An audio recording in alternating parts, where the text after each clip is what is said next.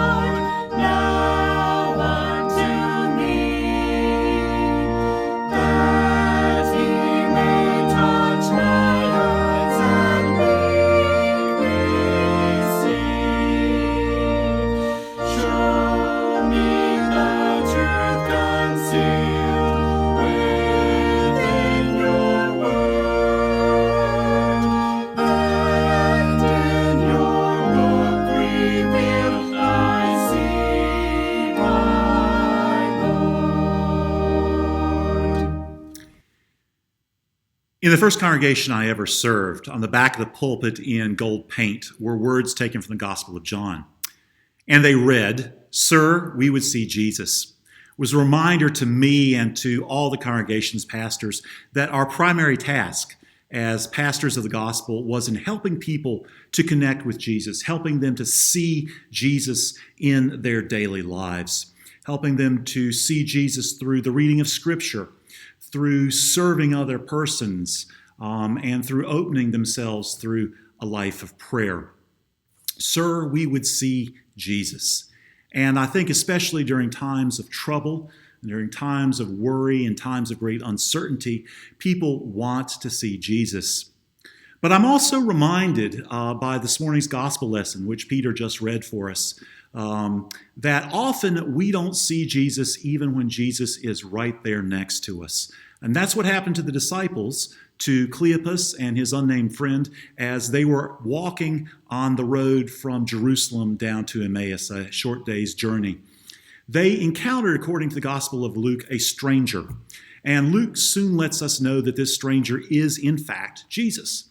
But they don't recognize him as Jesus. Their eyes were kept from recognizing him.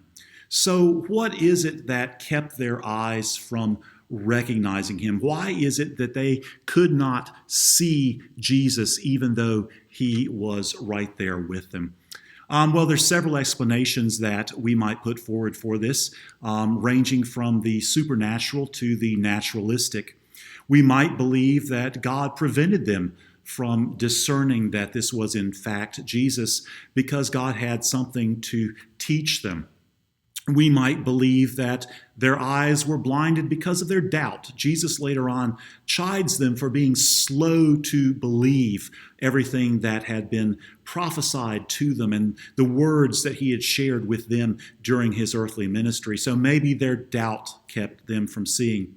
But maybe also they suffered from something which I believe all of us can suffer from, and that is a preoccupation with worry, a preoccupation with the past or with the future, which keeps us from being fully in the present and from seeing how God is trying to interact with us right now in the here and now, rather than the hereafter, or rather than at some point in the past.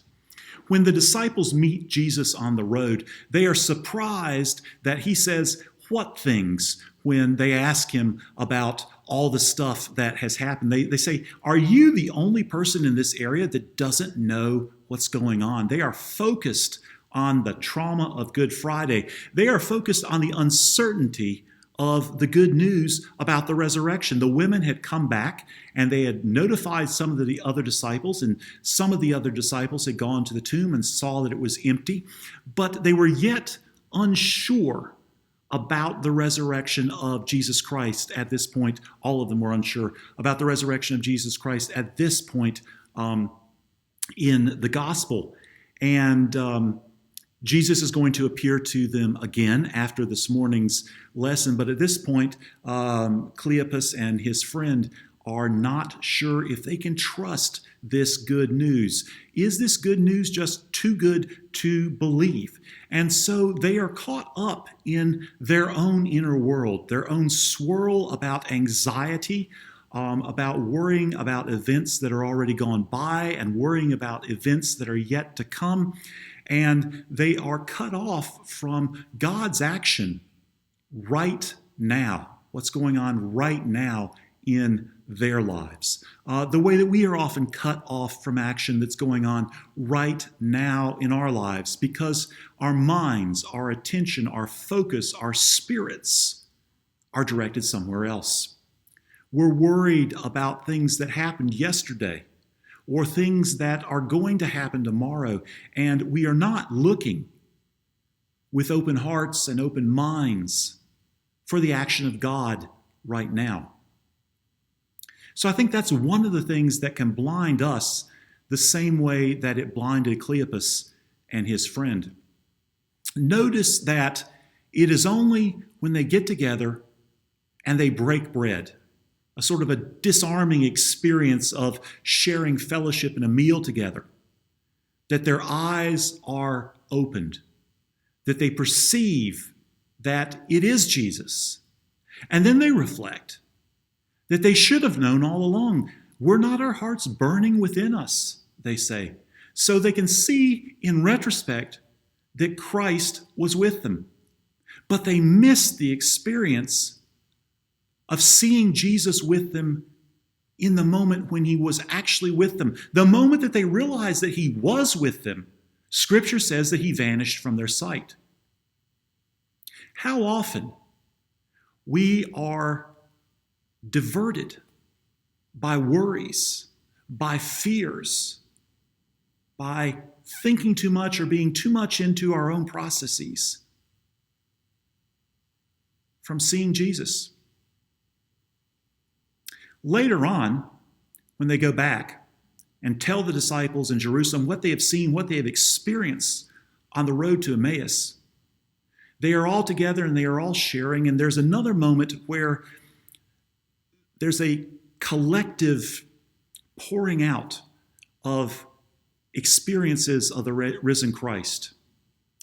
And we need this sharing of experience one with the other, even if it's only a virtual sharing of experience, even if we are separated physically from each other. We need the opportunity to come together and to testify and to share that we have seen or we have experienced the risen Christ in our lives. And here is an alert that I'm going to give away what's coming up. Because, spoiler alert, in the next passage, Jesus appears to them again physically. He appears to all the disciples, and they're all together in Jerusalem again, including Cleopas and his friend. And Jesus appears in their midst, in their community. So there is an emphasis in the Gospel of Luke of Christ making himself manifest wherever two or more are gathered together in his name. There it is that he is revealed among them. And I think that it's especially important to cherish whatever interactions that we have during this time of social distancing and to look for the presence of Christ in our lives. I've been talking with members of the congregation, calling folks in their homes and checking in on them. And one of the things that has happened is that many of us are sharing more meals together with each other than we normally do, because we're home and we're around each other a whole lot more than we normally do. So we are actually breaking bread together. And breaking bread is a very important thing in the Christian tradition. I'm delivering this message to you from behind the communion table here at East Hills.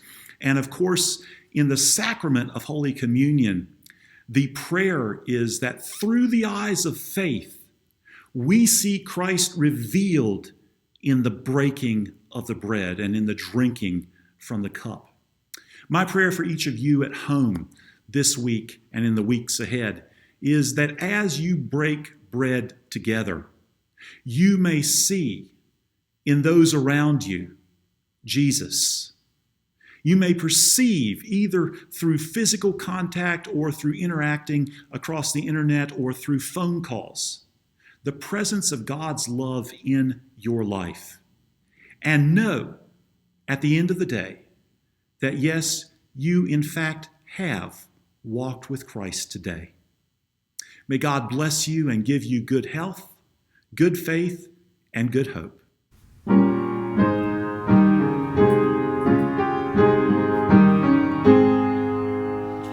May Christ go with us as we part. God's grace preserve each longing heart with joy.